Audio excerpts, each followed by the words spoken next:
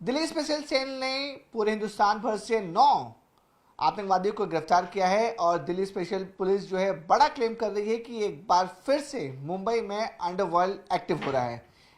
ये दावा इसलिए भी किया जा रहा है क्योंकि दिल्ली स्पेशल सेल ने 9 में से 2 जो टेररिस्ट हैं वो मुंबई से गिरफ्तार किए और बताया जा रहा है कि पूरा का पूरा जो गैंग था वो कोई और नहीं बल्कि मुन्ना झिंगाड़ा उसे ऑपरेट कर रहा था। फिलहाल मुन्ना झिंगाड़ा पाकिस्तान में है, आईएसआई की शह पे वो काम कर रहे हैं।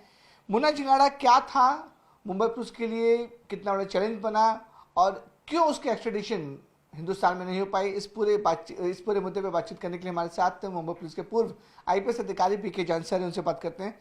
सर, मुन्ना झिंगाड़ा बता रहा है कि दिल्ली स्पेशल सेल क्लेम करी कि अंडरवर्ल्ड फिर से एक्टिव हो रहा है, मुन्ना झिंगाड़ा फिर से एक्टिव हो चुका है, जितने इसके स्लीपर सेल से फिर से एक्टिव हो चुके हैं और मुंबई से 2 गिरफ्तारियां भी हुई हैं अहम।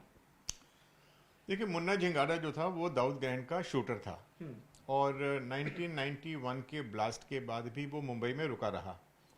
उसको पाकिस्तान बुलाया गया 1997 में और वो वाया नेपाल पाकिस्तान पहुंचा। फिर उसमें पाकिस्तान का उसका पासपोर्ट बनवा दिया गया। वहाँ पे वो या यहाँ से जो वो पासपोर्ट लेके गया थे उसमें उसका नाम था, ओरिजिनल नाम नहीं दिया था, मोहम्मद शकील नाम से उसका पासपोर्ट बना था। 2000 में जब दाऊद इब्राहिम ने एक अपनी टीम भेजी छोटा राजन के ऊपर अटैक करने के लिए बैंकॉक, तो उसको लीड कर रहा था मुन्ना झिंगाड़ा।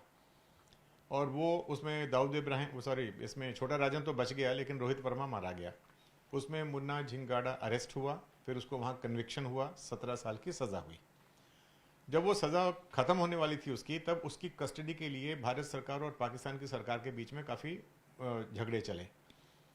यहाँ से पूरी इन्फॉर्मेशन निकाल के भेजी गई कि वो उसके रिश्तेदार यहाँ पे हैं, घर यहाँ पे है, पढ़ाई यहाँ हुई थी, उसका ब्लड सैंपल वगैरह सब जो थे, उसके डीएनए सैंपल्स यहाँ से सब भेजे गए। तो 2017 में लोअर कोर्ट ने ये निर्णय दिया कि उसको भारत उसका रिपेट्रिएशन किया जाए, लेकिन उसको दोबारा फिर हायर कोर्ट में चैलेंज किया पाकिस्तान ने, क्योंकि जब वो बैंकॉक गया था तो पाकिस्तानी पासपोर्ट पे गया था मोहम्मद शकील के नाम से। तो इवेंचुअली 2019 में उसको थाईलैंड की हायर कोर्ट ने उसको छोड़ दिया, मतलब रिलीज कर दिया उसको। पाकिस्तान को हैंडओवर नहीं किया, उसको रिलीज कर दिया। उसके बाद में वो वहाँ से पाकिस्तान चला गया। तो 2019 से लेके वो आज तक दाऊद इब्राहिम के साथ ही चिपका हुआ है। और रीज़न भी सही है कि वो इतना एक लॉयल वर्कर था, उसका लॉयल शूटर था, उसके कहने से जो उसने किया, इतनी लंबी सज़ा भी भुगती, तो वो दाऊद इब्राहिम का राइट हैंड मैन है। अब ऐसा है कि पिछले कुछ समय से आईएसआई, खासतौर पे 2014 से आईएसआई भारत में कोई बहुत ज़्यादा बड़ा काम नहीं कर पाई। जो पहले हर रोज़ बॉम्ब स्फोट होते थे, कहीं ना कहीं कोई खबर आती रहती थी, पेनिट्रेशन होती थी इंडिया में, वो सारी चीज़ें बंद हो गई हैं। तो अब पिछले तकरीबन 2 साल में काफ़ी सारे जो लोग थे जो इंडिया में टेरर मॉड्यूल्स के साथ में अटैच थे या उनको कंट्रोल करते थे, ऐसे तकरीबन 30 लोग मारे गए और काफ़ी प्रूफ भी मिल गए। भारत ने पाकिस्तान को इंटरनेशनल लेवल पे काफ़ी बेइज्जत भी किया है।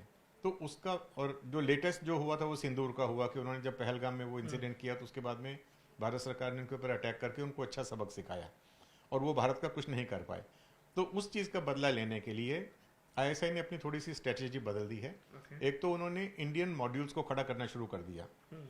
मैं आपको एक चीज़ बड़ा स्पष्ट तौर से बताना चाहता हूँ कि जब याकूब मेमन को फांसी दी गई थी तो यहाँ पे उसके जनाजे में तकरीबन 15 से 20 हज़ार लोग इकट्ठे हुए थे, जबकि उसी समय पे भारत के प्रेसिडेंट जो थे उनका भी अंतिम संस्कार किया गया था। उसमें बड़ी मुश्किल से 1500 से 2000 लोग थे।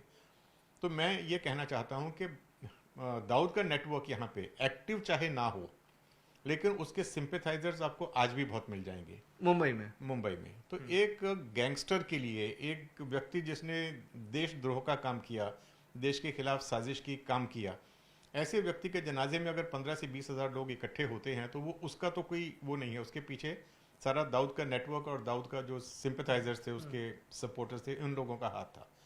तो इसलिए उसका जो आप कहें स्लीपर सेल बोल लीजिए उनको, या उनके सिंपैथाइजर बोल लीजिए, जो अब अपना अपना रास्ता ढूंढ चुके हैं। कोई दुकानदारी करता है, कोई दूसरा वाइट कॉलर काम करता है, या कोई व्यक्ति अपना छोटा मोटा बिजनेस चलाता है, लेकिन उनमें से काफ़ी सारे लोग अभी भी वो हवाला में या इस तरह की एक्टिविटीज़ में इन्वॉल्व हैं।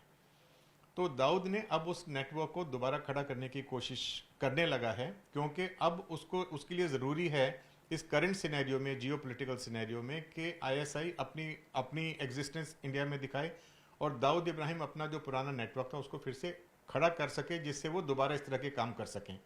इसके लिए उन्होंने एक ये मॉड्यूल तैयार किया और ऐसे मॉड्यूल आपको जगह जगह पे मिल जाएंगे, क्योंकि बहुत सारे लोग जो हैं वो मुस्लिम कम्युनिटी से किसी न किसी कारण से कुछ एलिमेंट जो है वो त्रस्त है किसी न किसी वजह से, या त्रस्त अपने आप को समझता है, तो वो लोग एक एक्टिव रिक्रूटमेंट ग्राउंड बन जाते हैं इन एजेंसीज के लिए। तो अभी मुन्ना झिंगाड़ा ने ये मॉड्यूल जो है वो खड़ा करने की कोशिश की है।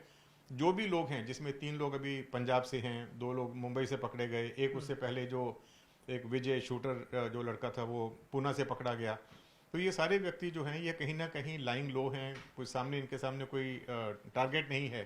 तो ये लोग एक ब्यूटीफुल रिक्रूटिंग ग्राउंड हैं फॉरेन एजेंसीज के लिए और दाऊद जैसे लोगों के लिए। ओके, देखिए सर, आप 80s में, 90s हम 2000 अर्लीज की बात करें, आपने मुंबई को बहुत करीब से देखा, अंडरवर्ल्ड को बहुत करीब से देखा।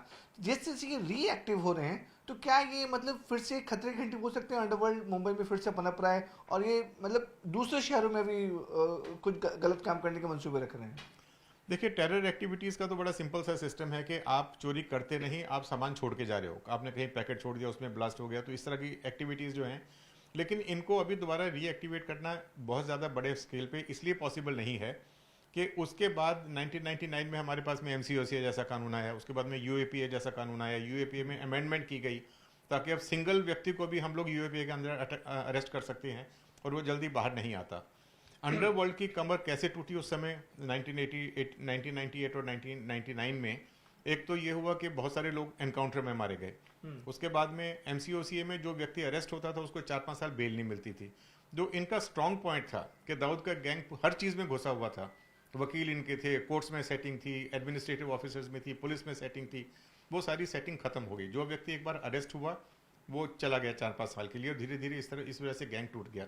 और बाद में तो ये फिर जो इनके खिलाफ में सस्टेन कार्रवाई हुई उसमें भी ये लोग टूट गए। तो मुझे लगता नहीं कि इतनी जल्दी वो अपना नेटवर्क खड़ा कर पाएंगे। लेकिन जैसा मैंने कहा कि इक्का दुक्का लोग ऐसे मिलते रहेंगे। आज भी हमारे देश में जो लोग हैं जो इस तरह की मानसिकता रखते हैं उनकी कमी नहीं है। तो इसलिए उनमें से रिक्रूटमेंट करना इनके लिए कोई बहुत ज़्यादा बड़ा काम नहीं है। लेकिन मुझे ऐसा लगता है कि हमारी इंटेलिजेंस एजेंसीज के पास पहले से कहीं ज़्यादा अच्छे पुख्ता इक्विपमेंट है, ह्यूमन इंटेलिजेंस है, टेक्निकल इंटेलिजेंस इकट्ठी करने की कैपेबिलिटी है। तो उसमें कहीं ना कहीं लोग पकड़े जाते हैं। आप देख लीजिए पिछले 14-15 साल का इतिहास देख लीजिए कि कोई लोग कुछ ज़्यादा कर नहीं पाए। लेकिन सर, मुन्ना झिंगाड़ा की बात करें, लोकलाइट है, मुंबई का रहने वाला था, पूरे जोगेश्वरी ईस्ट में अभी भी देखते हैं कि उसके जो शूटर्स हैं, जो गुर्गे हैं, जो परिवार वाले अभी भी रहते हैं। मुन्ना झिंगाड़ा मुंबई को इन एंड आउट जानता है, तो क्या लगता है कि फिर से जिस तरीके से उसने 2 लड़कों को तैयार किया, पुणे से लड़कों को तैयार किया, तो फिर से वो उस लेवल पे लड़कों को तैयार कर सकता है जैसे 90s और 2000 में था? देखिए, 30 साल एक बहुत लंबा समय होता है किसी भी आदमी को खत्म होने के लिए। तो अभी ये 30 साल के बाद में ये सोचें कि हम लोग मुंबई को दोबारा अंडरवर्ल्ड को कंट्रोल करने के, ऐसा हो नहीं पाएगा। नंबर 1। नंबर 2, इस तरह का काम करने के लिए, आपको पैसे के लिए काम करने के लिए तो इतने नए नए जो गैंगस्टर तैयार हो गए, लॉरेंस बिश्नोई का है, गोदारा का गैंग है, इनके लिए भी जो लोग हैं वो तैयार हो जाते हैं। वो लोग भी कनाडा में बैठ के अपना काम चला रहे हैं। तो इसमें दाऊद के या उसके किसी गुर्गे ने ऐसा काम करवा दिया तो इसमें कौन सी बड़ी बात है? बहुत सारे लोग पैसे के लिए काम करने के लिए तैयार हैं। लेकिन एक जिसको अब एक अंडरवर्ल्ड रिवाइव करने की बात कर रहे हैं, मेरे हिसाब से वो नहीं होगा। Thank you so much sir. तो ये थे हमारे साथ मुंबई पुलिस के पूर्व आईपीएस अधिकारी पीके जैन सर, जिन्होंने अंडरवर्ल्ड को बहुत नज़दीक से देखा और अंडरवर्ल्ड का सफाया भी किया 90s और 80s के दौर में। अब जैन सर का साफ तौर पर कहना है कि अंडरवर्ल्ड पूजा से खत्म हो चुका है, फिर से रिवाइव करना, फिर से लोगों को स्लीपर सेल या उनके गुरुओं को एक्टिव करना बहुत ज़्यादा मुश्किल है, क्योंकि पुलिस लिंक जो एजेंसीज हैं भारत की बहुत ज़्यादा मजबूत हैं। इसलिए अंडरवर्ल्ड को फिर से पनपना, खासकर मुंबई शहर में, वो मुमकिन नहीं है। मुंबई से कैमरा राजेश सापरे के साथ विवेक गुप्ता, न्यूज़ 18 इंडिया।